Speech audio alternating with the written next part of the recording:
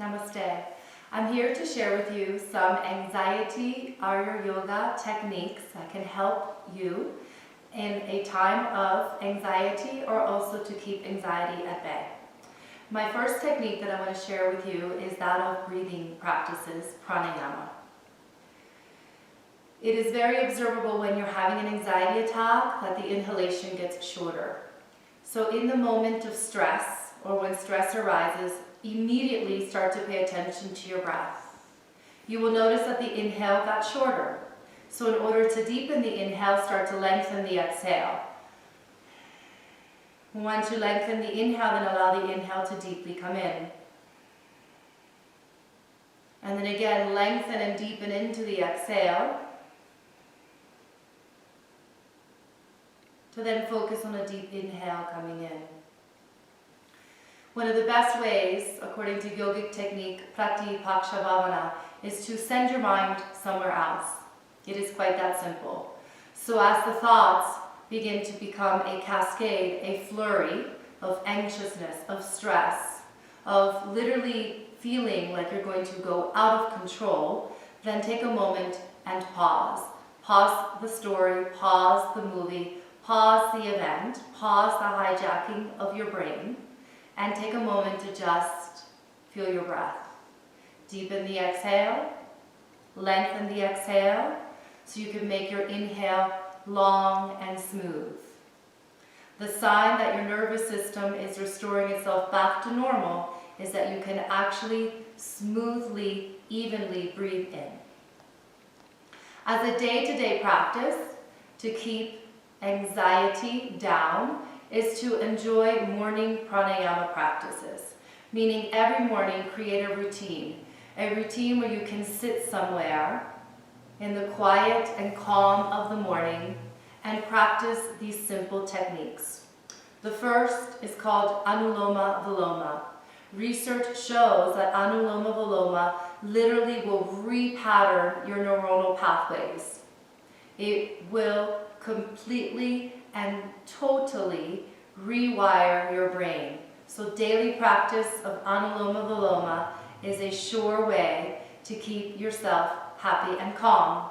It is done by taking your arm out to the side, taking an active inhalation through the left, then pausing and then exhaling through the opposite nostril on the right, like you're blowing your nose. Then you take a deep inhale, and then you switch and you exhale like you're blowing your nose on the left. So it's done by inhaling, and then you pause and you switch to exhale, and you inhale again, and you pause and you exhale.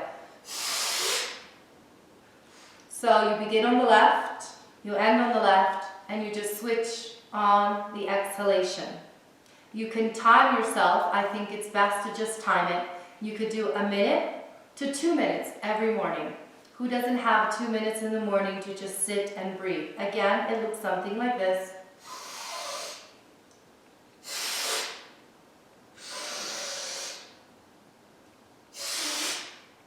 And then be ready, because snot is going to fly. I've already done my anuloma viloma this morning, but always have some tissues nearby. And don't be afraid to just wipe your nose in the middle of the pranayama and then begin again. So again, anuloma viloma, forceful alternate nostril breathing, daily in the morning, first thing, with no food in the belly. You want to practice that. Another great pranayama, which harmonizes the pituitary pineal glands and all of the neurotransmitters in your brain, like GABA receptors, which are known to help and support lowered states of anxiety, along with serotonin and epinephrine, norepinephrine, acetylcholine, a natural muscle relaxer, Brahmari, buzzing, humming sound. So all you do is make this sound.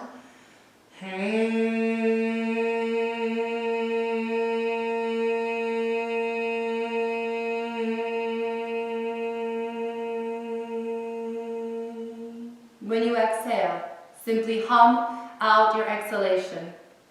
If you want to add to the practice, you can also place your fingers at critical points along the face, which will also help with an inner withdrawal of the senses. In other words, it shuts the brain down as you press on your third eye or Agnya chakra and to Marmani, these special energy points in the eyes which support your senses calming down. So if you place your hands like so, third eye, corner of the eye, inner corner, rest of the fingers rest. Your thumb will actually close your ears, your elbows are wide. Then you simply just keep your hands like this the entire time and you breathe in through the nose. And then you exhale humming.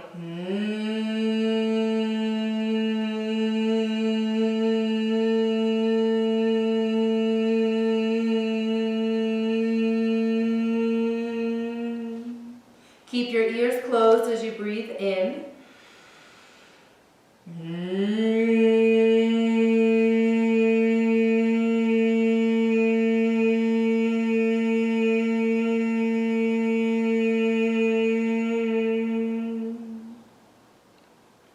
And just like that, you can do Brahmari, humming sound. You can enjoy 7 rounds of that every morning.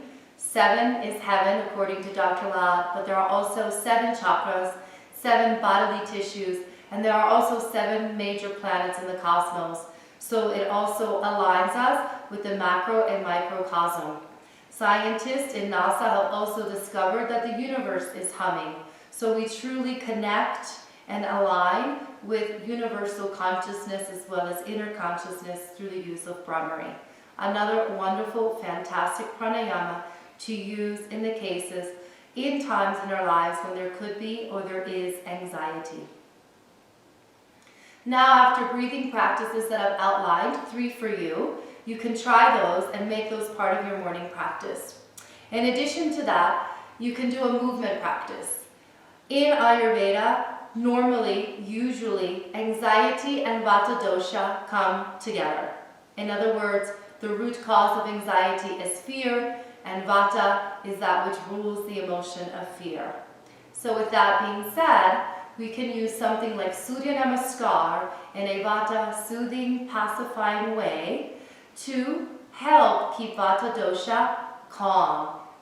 So I want to demonstrate Surya Namaskar done in a way that will be very pacifying and grounding for Vata dosha. So the way you want to do Surya Namaskar is begin at the front of your mat, and most of you maybe are familiar with this sun salutation.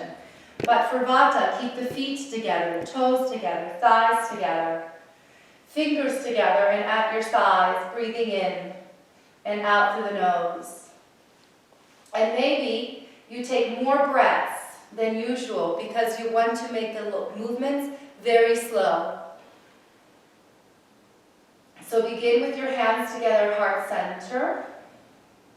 And then slowly breathe in, maybe breathe out, but keep breathing, but feel your hands pressing together as you stretch them over the head. Then keeping your fingers together, thighs together, legs together, reaching up but pressing the hands toward each other. Then wait for your next exhale and very slowly bend forward as your hands press together. Then press and touch the floor with your hands, drawing the chin to the chest. Slowly step your right leg back and lunge, and stay with this forward lunge compression as you open the chest but gaze to the front of the room. As you exhale, step your legs together and we go into Buddhasana, earth pose, also known as downward dog. Gaze between your feet. Keep the breath even as you hang upside down. That's very important. Then slowly lift the heels and come into a tabletop position. And again, wait for your next exhale. So you exhale by bending the elbows close to your thighs. Keep your hips high. Then you come into Ashtanga Pranipottasana, like so. Press the legs away. And then inhale into Cobra. Try to keep your legs close to each other without compressing the sacrum, opening the chest. Feel heavy in the thighs as you breathe in. And then exhale, press back to mountain, Buddhasana, hips high to the sky. Waiting for the next inhale, step your left foot forward. As you lower the knee, take a moment to pause here. Exhale, toes touching, thighs touching, hands to the earth, chin to the chest, bend forward over the legs. Inhale, bring the arms in front of you. Come all the way up with fingers together, stretching up. And exhale, lowering the arms by your sides. Take a moment to pause, because you do that whole cycle again with the left leg leading.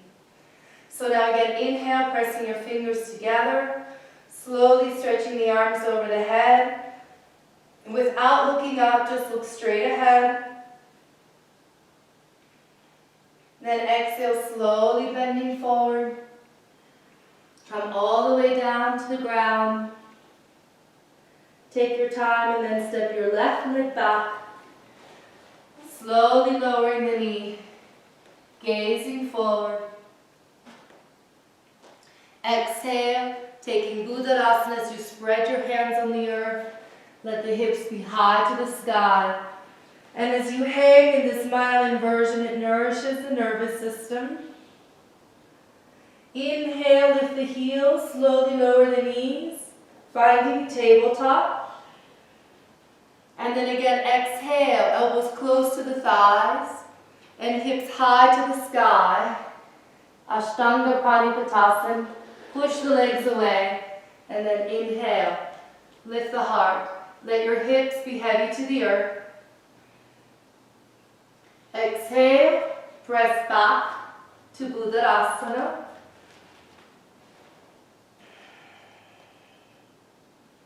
Right leg will come all the way to the front of the mat as you lower the knee, gazing forward.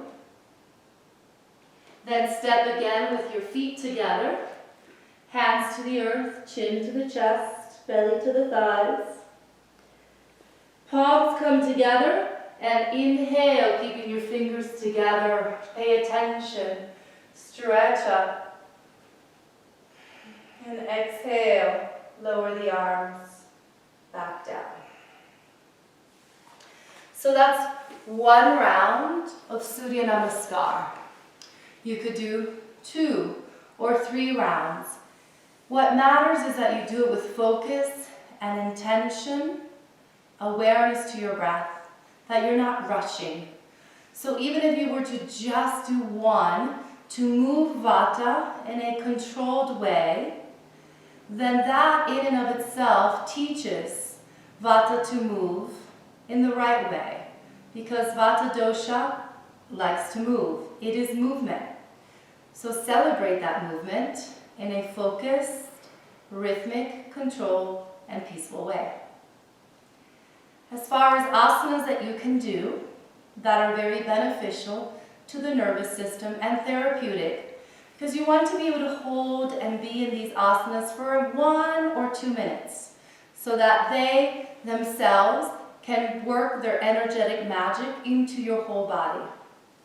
Those asanas are things like child's pose, balasana.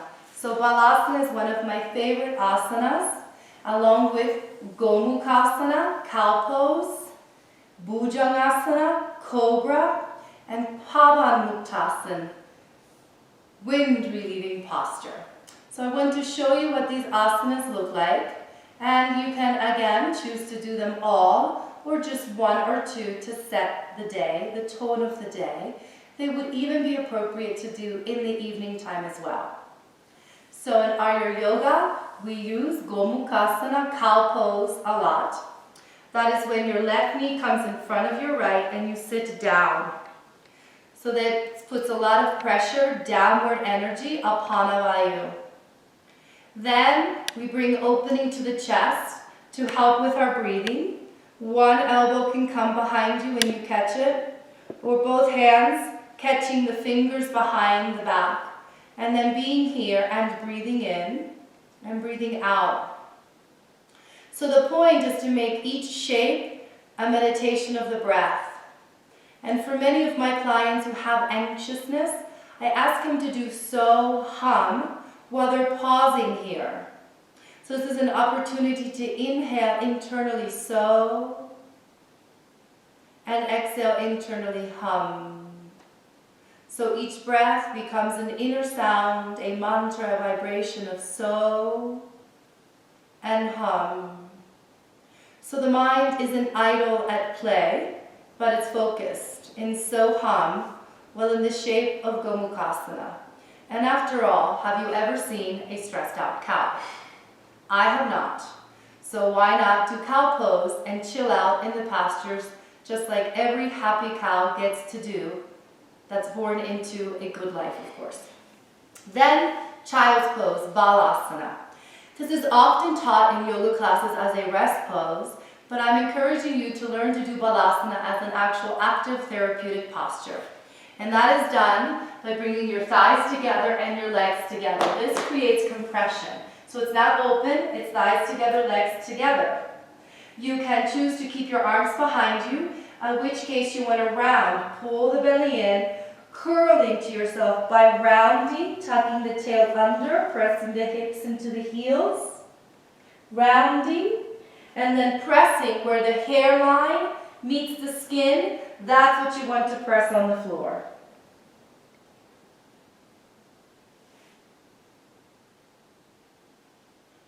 And because my microphone gets smashed, I couldn't really talk there. But the point is to stay there and to be there. And it's an active pose. You're drawing the belly in and you're pressing your chest into your thighs and allowing the weight of the head to surrender to the earth. That will also activate an important Marma point, which relaxes the nervous system as well. You could even focus on pressing upon the third eye, also known as Agnya Chakra, which also unfolds inner wisdom and inner knowing. Next is a back bend, a mild back bend, which brings heat to the home of Vata dosha, which is the lower pelvis. In this Bhujangasana, we try to keep our legs as close together as possible. So cobra pose. Cobras, again, they're pretty chill. They get to slide around. Maybe they get upset, but they don't look very anxious either. So for this cobra, try to keep your legs together. Let the pelvis be heavy to the earth. Bring the hands slightly in front of the shoulders. And as you inhale, only press to a point that's comfortable for you. I happen to just be comfortable going all the way up, but you can notice that my pubic bone is still on the earth. My shoulders are relaxed, and I'm opening my heart. And then focus on breathing in and breathing out. You can gaze forward. I don't recommend looking up too much because that could be a little intense, but it's best for this cobra for anxiety release to look forward, look ahead, see what's ahead. Stay present, be focused. So Bhujangasana, cobra pose. Again, 1 minute, 2 minutes, 10 breaths, something like that. And the last asana that I offer you is called Pavan Muktasana, wind relieving. Very Vata pacifying, quite easy to do. You hug the knees into your chest. If you can, cross the arms and you curl into a little ball.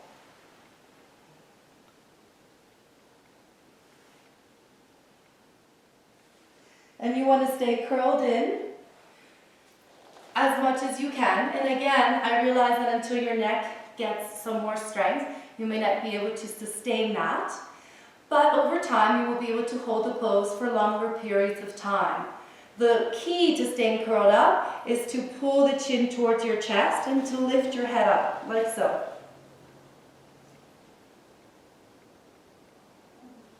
So if you curl all the way up, then it will actually create less strain. So yes, you do have to build some strength. You can always lower your head and just keep the knees into your chest.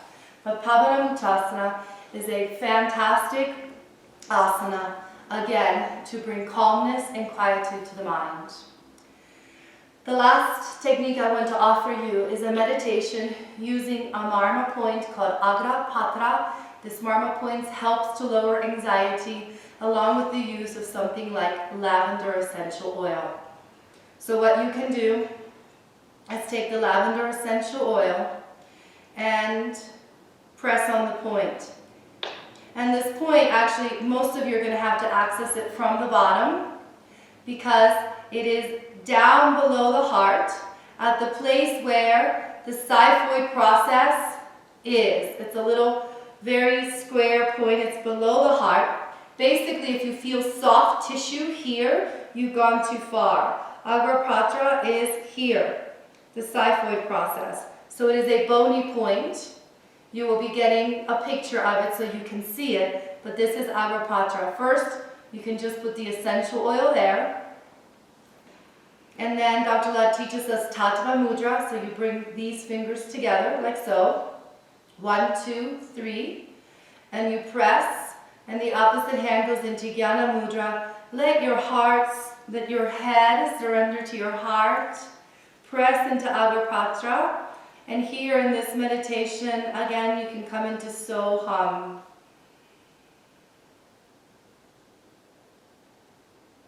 You feel the movement of the lungs as you press into this point.